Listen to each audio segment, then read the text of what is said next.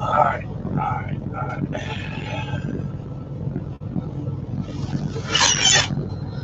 Maybe I'm live now. Maybe I'm live. There we go. There we go. Let me turn this. There we go.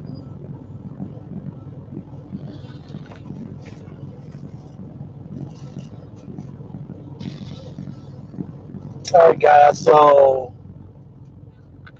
I had a pretty eventful day today.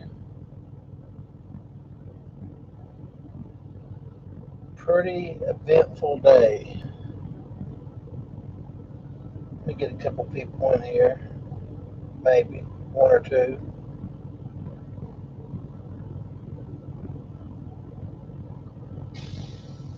Let's see who we got. We got.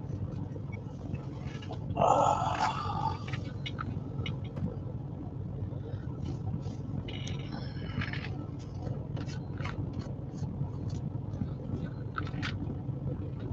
my favorite.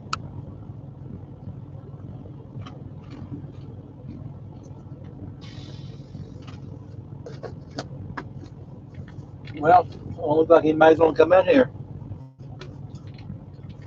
So let me tell you what happened. We'll make a video of it as well. But I tried to go in there and take a shower, and they said it's going to be about 2 hours. What's up, Stefan? So they said it's going to be about 2 hours. The guy said it's going to be 2 hours. Are you still okay with that? I mean, I still got to wash, dude. I got to take a shower. I get it if you're on a 30-minute break or something, but it's 9:30. I ain't going nowhere. So, hey, Jason. So let me tell you guys what happened today. So I picked up in Upper New York and had a 90 was at Pittsburgh, Pennsylvania. So I picked up. It was a drop and hook. Went over to my 90, ran it in. My appointment was at 4 a.m. today, this morning. So, what's up, Kim Worth? So the 90 was at 4 a.m. So I got the.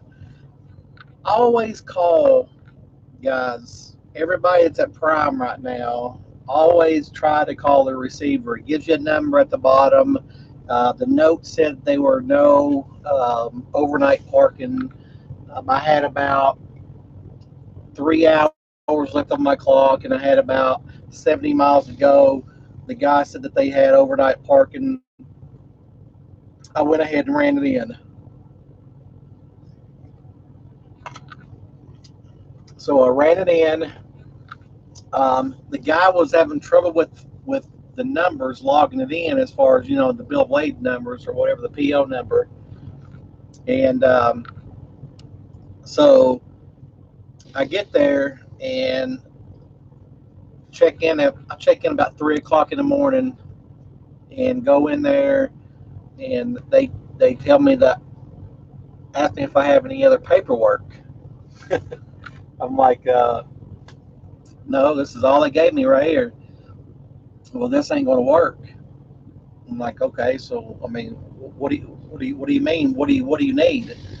And she said, well, you can get in the truck, in the back of the truck, and kind of look through everything and see if they have put any shipping stuff in there. I'm like, okay.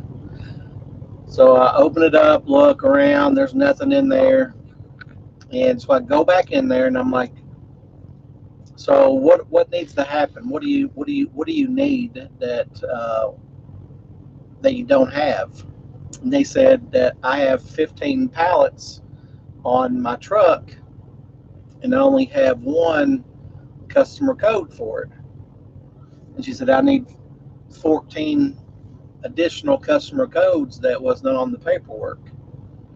So, all right, fine. Called dispatch, and she said, you're going to have to leave the door. And I said, well, can I give me about 15, 20 minutes before, see if I can find what you need? And she said that, well, you need this paperwork right here. And I was like, all right. So dispatch said, well, I'll just fax it into them. She said, I'm sorry, that's against our policy. We don't accept faxes or emails. And I'm thinking, what's up, Adrian? I'm like, okay, so this doesn't look too good. So anyway, so I pull out the door about 20, 30 minutes later, and I just told them I'm going back to bed to figure it out.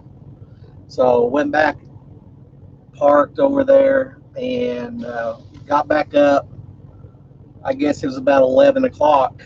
I had to call claims, and basically they rejected the whole load, and I had to go back and deliver it back to the shipper. So that was an experience. So I brought it from there, 01, took it to the 90, now to take it back to the 01 because the 90 rejected it. So my question was, what am I getting paid for this? You know what I mean? Like, not only did my appointment's at 4 o'clock, I'm sitting here, 7 hours later, but now I got to run it all the way back into, almost 500 miles. So I'm still waiting to hear back on that as far as what I'll get paid. But my fleet manager said that I could potentially get more because I'm running into the Northeast versus running out of the Northeast. Still, it was over $2 a mile. So I'd be happy with just getting paid with what I got in the first place. But I don't know. So it was an eventful experience today for sure. And when I dropped it back off at the 01, they were like, what do you mean you got the wrong paperwork? I'm like, yeah, that's exactly what I've been saying, for the last 12 hours. How do you give somebody the wrong paperwork? But it is what it is. But yeah, let me read these comments. What we got here? If you sweet talk to customers, they'll let you park unless it's Costco, Walmart. What's up, Jason? What's up, Adrian? Did hear about the Walmart Kentucky putting window boots? Yep. I tell you what, guys, that was in Williamsburg, Kentucky. That the CDL coach or whatever was talking about. It was on CDL Life, but I have a Walmart not right beside, probably about 5 miles from my house, and trucks is parked there for years. And I've left my truck there a couple of times. And the last time that I went home, just passing through, was able to stay at the house. The guy literally, when I was walking out the door, I was handing my bags to my wife. And he said, how are you going to be here? And I said, I'm leaving in the morning. And he said, no, I need you to move. He said, this sign over here says you can't park here. And I said, when did that sign get there? Because technically it's not the Walmart parking lot. It was right in front of the GameStop, which Walmart didn't allow you to do it, but the GameStop parking lot did allow you to do it. And he said, it's been here for 6 months. And I'm like, it ain't been here no 6 months. But I'm glad that he caught me before I left, because he was going to boot people too. So yeah, Stefan, I still enjoy trucking. How about you, man? You at home right now, ain't you? You doing a little home time?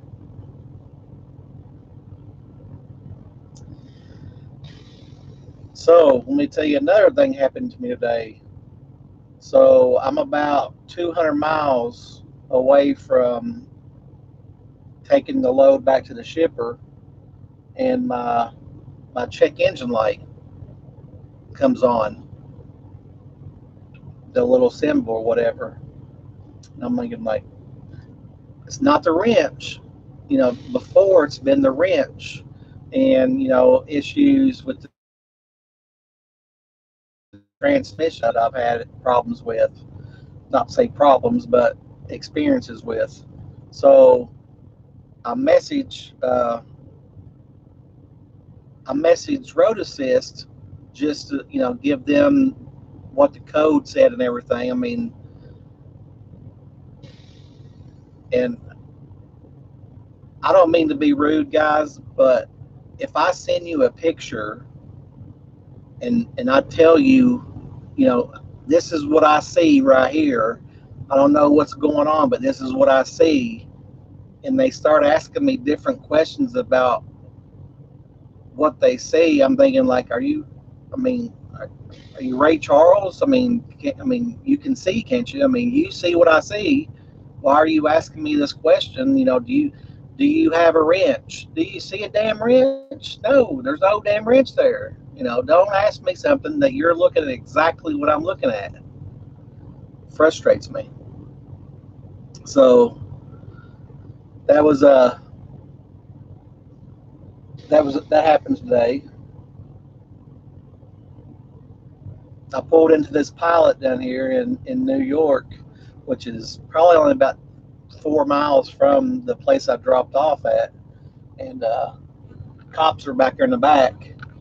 The seats pulled out of somebody's truck, and there's like fluid everywhere. So I don't know, somebody got hit or what, but I'm parked up here at front, right up front here, so ain't on no edge or corner. So that's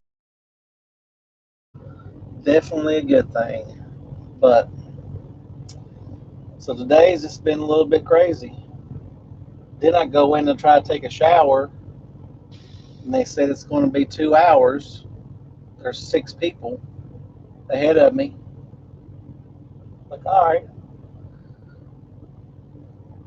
I'll stay up a little bit, go in there and take a shower, and come back out. The guy was like, "Are you sure you want to take a shower?" I'm thinking, yeah, yeah.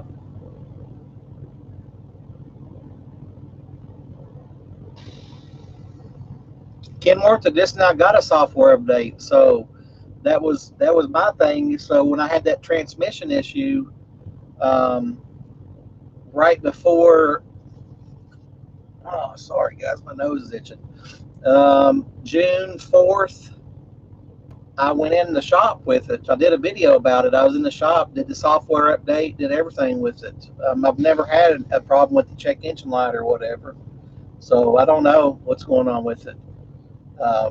I've turned it off, turned the key to the left, stuck my foot out the window and held 3 fingers, because you can look at some of these people. I don't know if they're crazy or what, but they're like, turn it to the left 3 times and turn it to the right, turn on the on position, honk the horn, pull the brakes, turn the air conditioner on, and maybe it'll work. I'm thinking like, are you serious? So yeah, it's it's crazy. It's crazy. But wife's coming on here the Friday, so she'll be on here this coming Friday. I'm picking her up. Has your wife been on the truck with you, Stephon?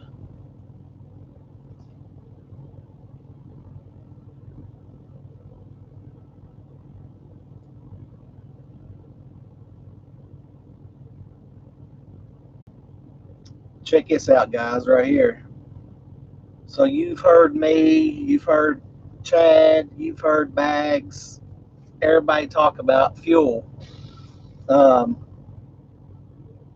so I drove today. Let me blow it up here a little bit for you.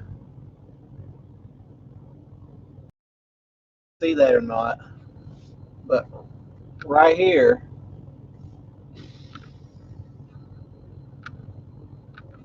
0 miles, tank on empty. For those that's been watching me for a little bit, I don't know if you guys remember when I went to what's up, Debbie? Hard to do with 1-year-old. Yeah, I bet.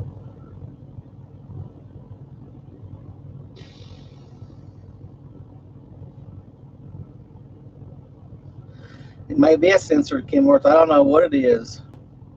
But getting back to the fuel, if you guys watched me when I went to Laredo, Texas, a couple months ago, and I was having, concerns with my fuel as far as like I went from like having 200 miles on my gauge here, and then I had to go to a different place, and when I started it back up, it said I had like 10 miles, and I was like 40 miles from the closest fueling station. So I was kind of freaking out a little bit when I did the video. I was just like, this is not cool. You're talking about if you run out of gas, $500 at a minimum for somebody to bring you gas, as far as for road assist or Loves or whoever it may be. So today, well, first off, I knew I can get probably about six. If I'm getting 8 to 9 miles a gallon, and I've filled up completely, I can probably get about 16 to 1700 miles on a full tank. Again, running 8 to 9 miles. A lot of the 9, but a lot of it's 8.6 or whatever. So I had like 1,230 miles on my full tank, and it said that I had like 70 miles. Well, I knew. I mean, I don't know if Prime does this. Sets up the sensor, because when they do this truck, when they order this truck, they have specifications that they do, not only governor, but I wonder if they do that with the fuel gauge, just to kind of freak people out where they won't run out of gas. So I knew I had enough fuel in there to make it, but I ran over 70 miles with it on 0.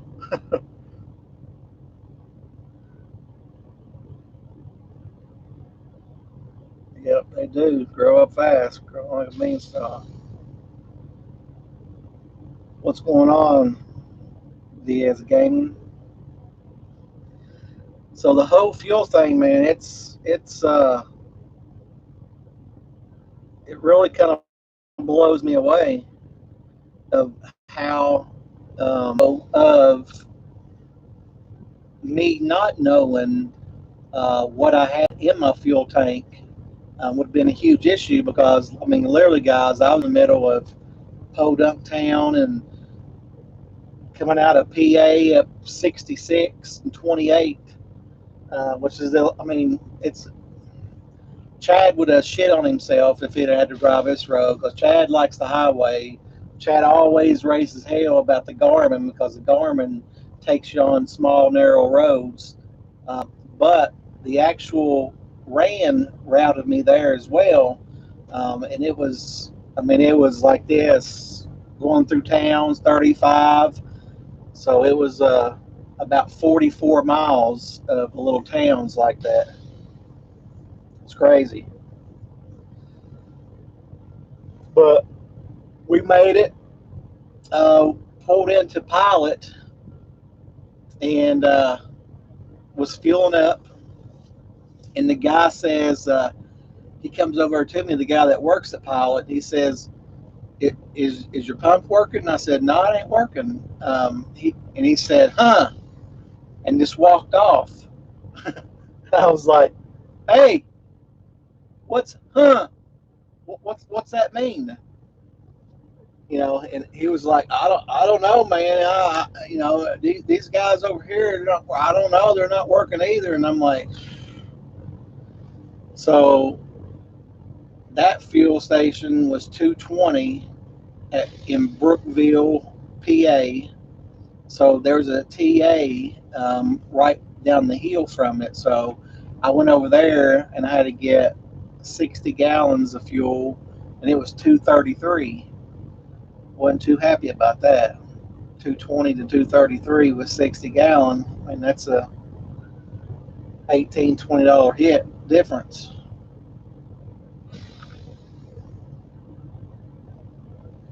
Prisoner of the Highway, man, you just gotta watch the video over again, dude. I've had a hell of a day. People, the receiver rejected load. Guys, this is the first sweet tea that I've had since June 14th that I came back on the road, and I was craving some sweet tea, so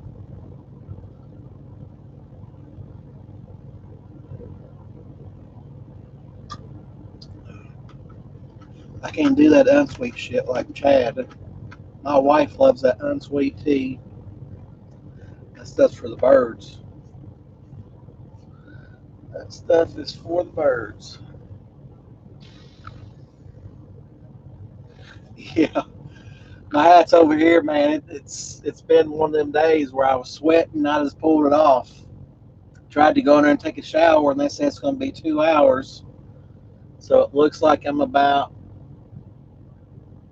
an hour and 27 minutes before the 2 hours is up. So I forgot to go in there about 45 minutes. But so let me tell you too what happened with the Freightliner. So I've mentioned it. I haven't really talked about it a lot, but I think I've mentioned it once or twice that I ordered me a Freightliner back before I did home time. Actually, while I was on home time, I ordered it. So June June 10th, I think I ordered it. It was supposed to be in October 10th. So, and I didn't know if it was going to go through or not because my 90 days wasn't up. I was like 2 or 3 weeks out from my 90 days being solo before they allow you to order your own truck. So I didn't hear anything back from anybody for like a week or two. So I called and was asking what the deal was and everything, and they said that that I had to come up with the accessories up front as far as my upgrades that I did was $1,800 or something, and I had it was $1,000 extra because I hadn't completed a full year's lease to order a truck. So once you leased a truck for a full year, they waive the $1,000 that you have to pay when you order a truck, say 90 days or any time that you've not leased for a full year. So I'm like, if the truck's not going to be in until October, I'm going to go ahead and just wait for the 2021s to come out and order it then. That way I get the 2021 versus the 2020. When I just hadn't been on vacation 2 weeks. Just go back yesterday and miss them already. Yeah, Kenworth Alice.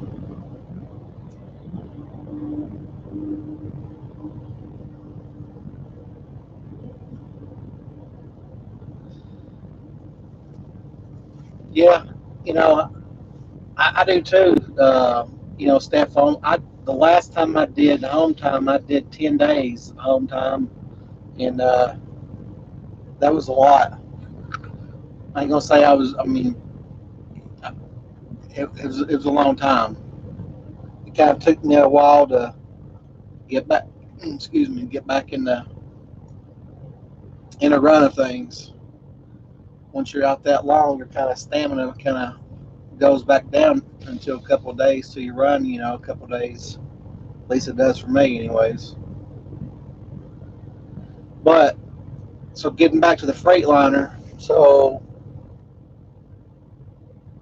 I'll probably go ahead and just wait till the 2021s come out in order to me the Freightliner because uh, I'm kind of up in the air with the dinette set because I really want it, but I don't want to lose my storage because I use my top bunk for my bins for my all my storage stuff for my just everything up there because in this international man you don't have no storage, zero zip, whoop, none under the bunk.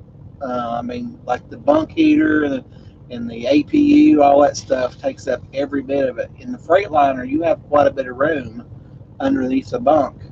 Not in the international, none. Even on the sides, zero. You might be able to put, I got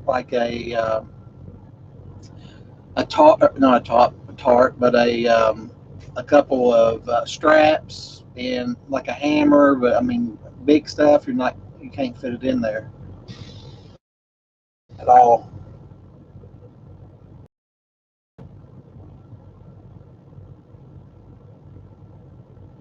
Not because I'm a year under prime. It just I haven't leased a. I haven't. So it's with Success Leasing, Kenworth, that I have not done a success with Success Leasing for 1 full year, and they waive that if you're there for a full year.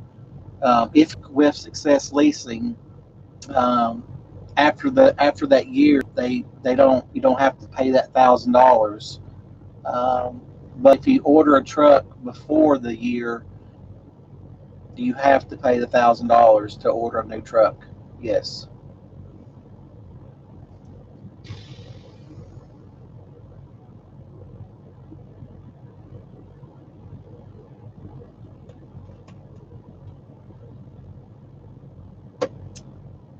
I was hoping to. You know, I my thing was today that I was going to have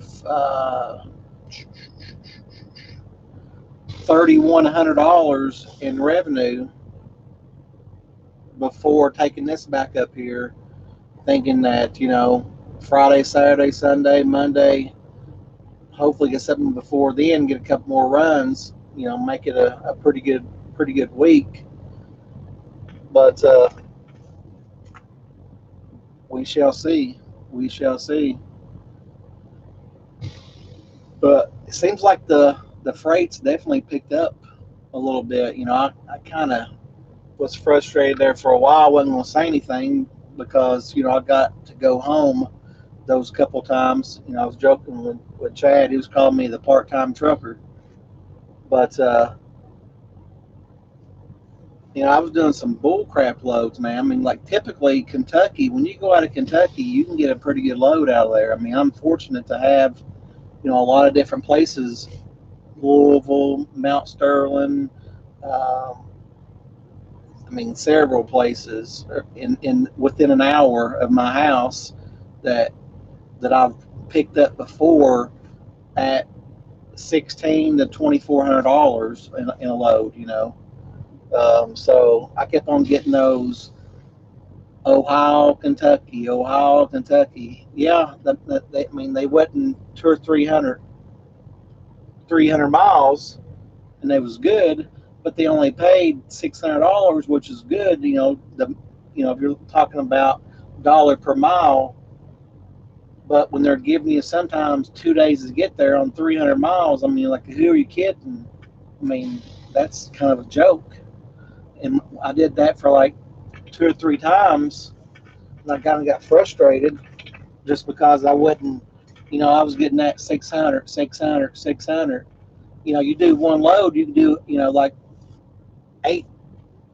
I mean, when I came out of Kentucky last time, I actually rejected the load, and when I came out, it was $1,600. So,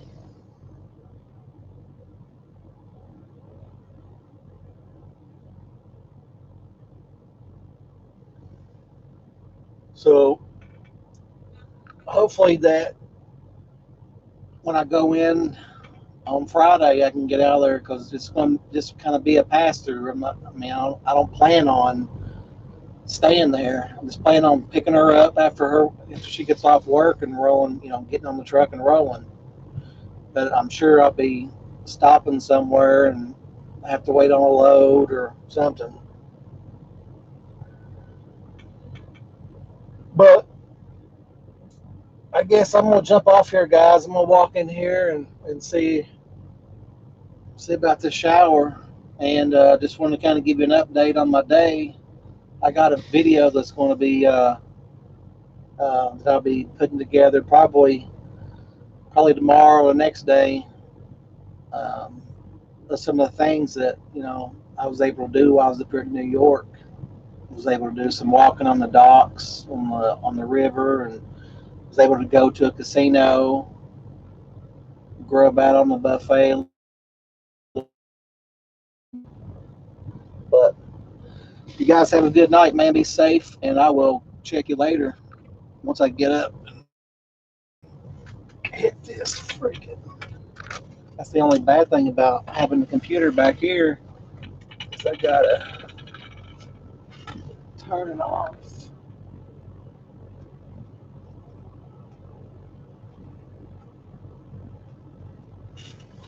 Oh.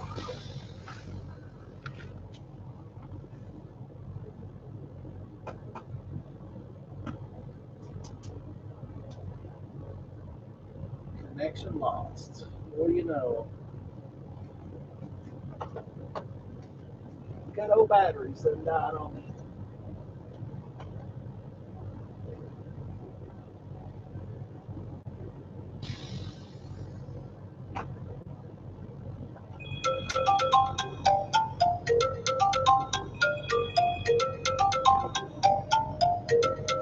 Wife's calling. Hey, sweetie, I'm live. Been ready to try to end this. My daggone batteries went dead on my keyboard, on my mouse.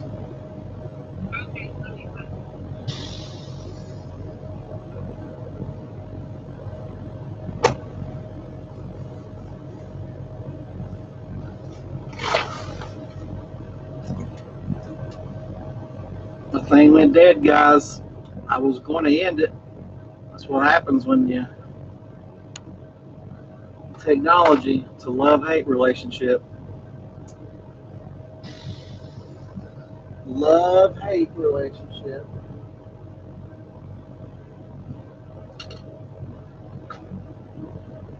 Let's see what this does.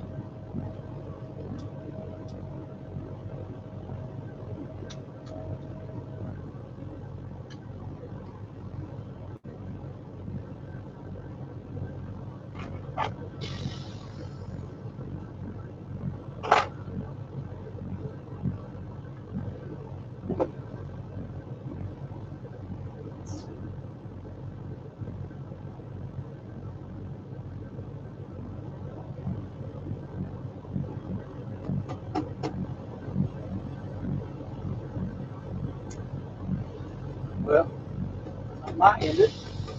Maybe. Not sure.